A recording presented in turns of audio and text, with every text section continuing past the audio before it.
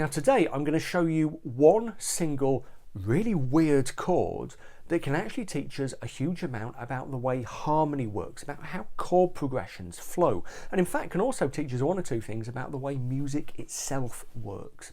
That chord is this: D sharp minor 7 flat 5 over E. Okay, it's a slash chord, so we're specifying which note is in the bass. It's E.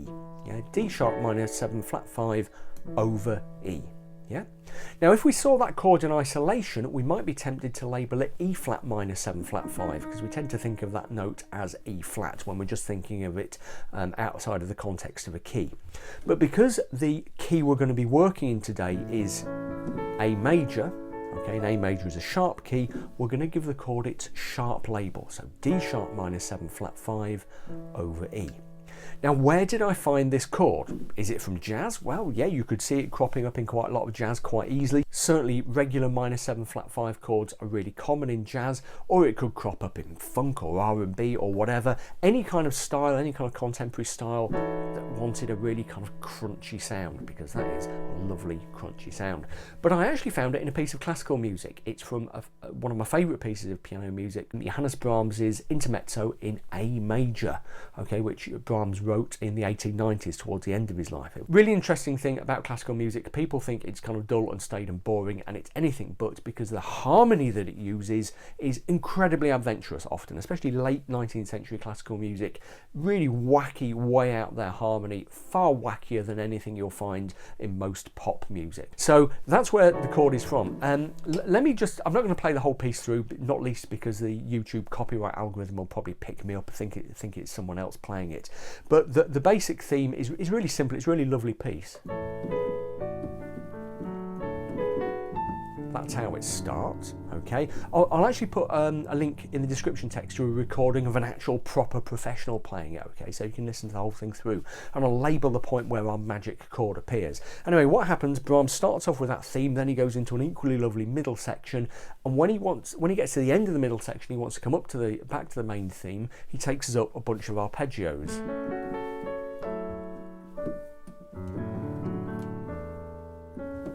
Final arpeggio, and then we're on to our magic chord, D sharp minor 7 flat 5 over E. Okay, and he uses that to take us back to the main theme. Okay, we'll dig into exactly what he does in just a minute or two, but that is the chord and its context. And like I said, we can use it to learn an awful lot about the way harmony and chord progressions work. Let me show you what I mean. Now, if you look in a music theory textbook, what you'll often be told about chord progressions is that they are like journeys. And actually, that's a really, really handy way of thinking about chord progressions. It's a comparison I often use. A chord progression is like a journey from a place of stability out to a place of instability and back again. Okay, and a typical chord progression will go stability, instability, and back again several times. But let's think about a really, really simple chord progression, about as simple as it can get, in the key of C major. Okay, so there's our chord of C, and that is our number 1 chord, our tonic chord, and it feels really stable. It feels like home. If we want to go out to a really unstable chord, then the traditional way of doing that will be to go to the dominant chord, the chord built on the 5th degree of the C major scale, which is G. And very often we might add a 7th to make it a G7, so it's a stronger pullback, it's even more unstable, okay? And that point of instability takes us back very naturally to the stability of the tonic chord, okay? And that dominant to tonic resolution, 5-1, is the most common chord resolution in music. Okay, if you want to use the language of cadences, which you'll often hear, you will call it an authentic cadence. 5-1. Okay, stability to instability. Let's look at that in the key of A major, because that's where we're thinking about our magic chord. The tonic chord in A major is, of course, A. And then the dominant chord is the chord built on the 5th degree of the A major scale. 1, 2, 3, 4, 5. That's E. So number 5 chord. Let's make it E7 to give us a stronger pull back to A. So from instability to stability. 5, 1. Dominant, tonic. Now, a really important point about all of those chords we've just been talking about is that none of them are inherently stable or unstable. Take a C chord in isolation, it's neither stable nor unstable. Take a G chord in isolation, it's neither stable nor unstable. It all comes down to the context of what key you're playing these things in. Okay, so if you think about a C chord in the key of C, that feels like home. But the G chord feels like something much more unstable. It feels like it's away from home. It wants to drag us back from home, especially if we play it as a dominant 7th chord. There's G7, G dominant 7th. Once again, there is nothing inherently unstable about that chord. It's a little bit more unstable maybe than the basic G chord. But what makes it unstable in the key of C is the way it is structured. It's the individual notes. Let's look at that chord in detail, note by note, to see how it is so unstable in the key of C major. There's our G7. Well, for a start, we've got one little anchor. We've kind of got a toe in the tonic chord. There's one shared note.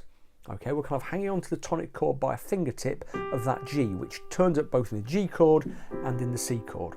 Okay, then we've got the note D, yeah, which is fairly close, just a tone, a whole step away from C and E, both of them notes of the tonic chord. Okay, so it's not a long journey back to one of the notes of the tonic chord. This is a really important thing. It's proximity from one note to another. Where that really comes into play is when we think about the notes F and B. Now in the key of C major, those are the 4th and 7th notes of the scale, and they're what we call the tendency tones. If you look at them, each of those notes is just a semitone, a half step away from 2 notes of the tonic chord, E and C.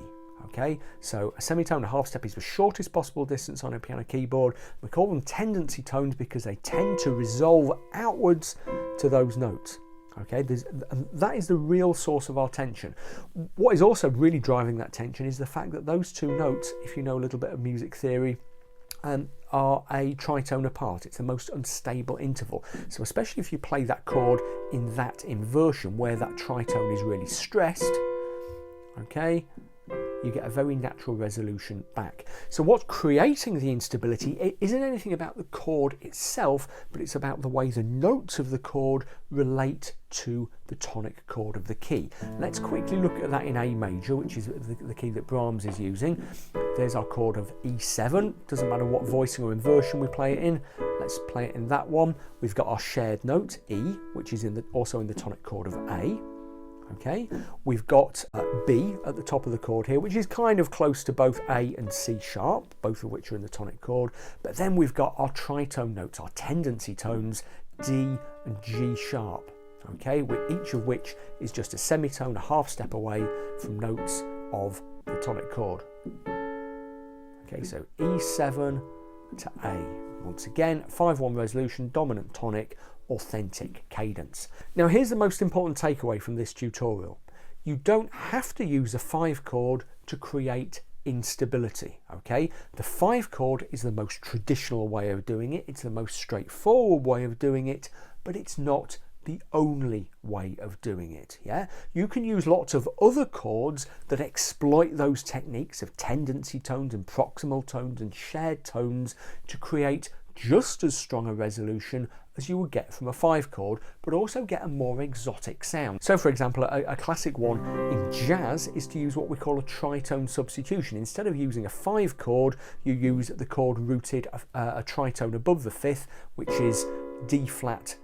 We make it into D flat 7, put G in the bass, and that resolves really tidily to C, you know, for a very cool kind of jazzy sound.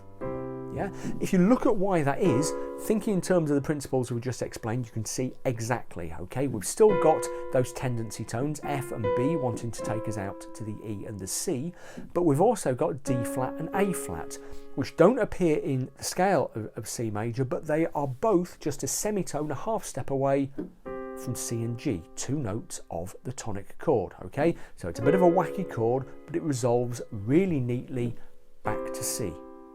Okay, so bearing all that in mind, let's go back to our old mate Mr. Brahms and see exactly how he uses his crazy D sharp minor 7 flat 5 over E chord to create instability. Remember what I said, he's got to the end of his middle section and he's taking us up some lovely arpeggios to take us back to the restatement of his main theme.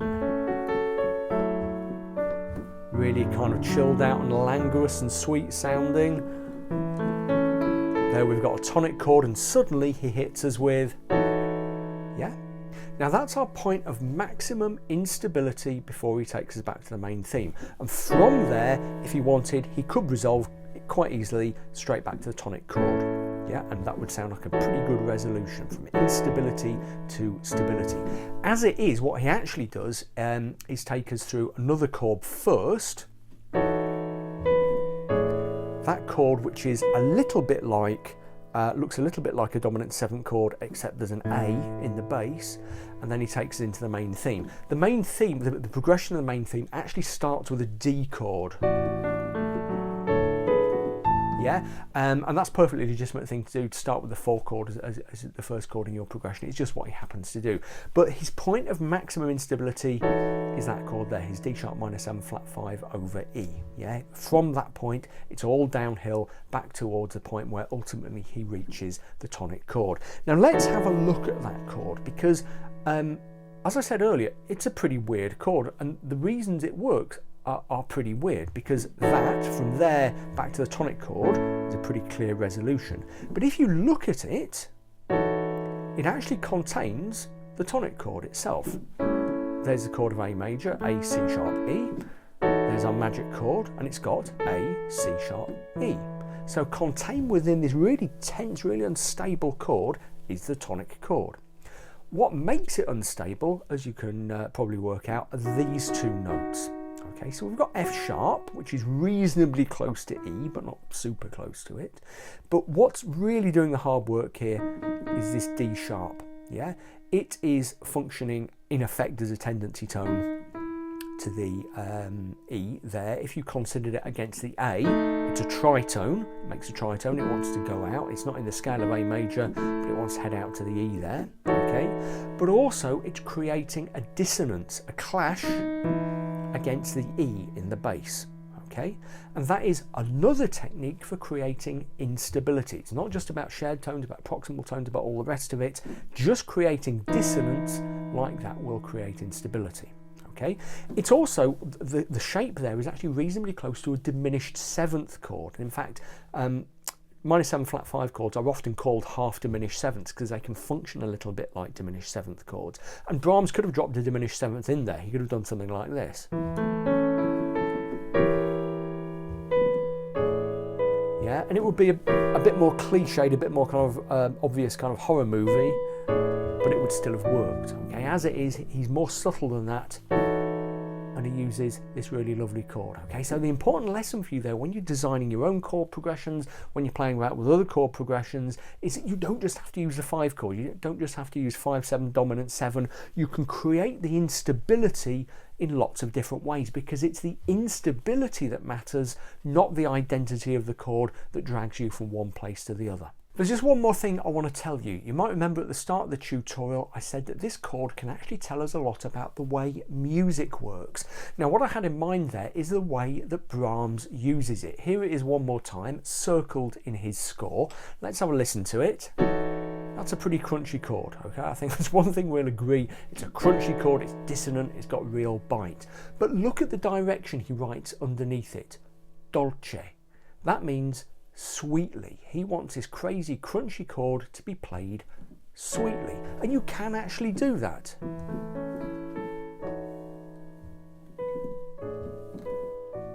In the context, it can sound really rich and lovely, even though taken in isolation, it sounds, you know, just a bit gnarly, okay? So this is the important point I want to make. In music, everything is context, and everything is about not what is played, but how you play it. You can take a superficially ugly chord like that one and play it sweetly. A really important thing for you to bear in mind as you go out there and create your own music.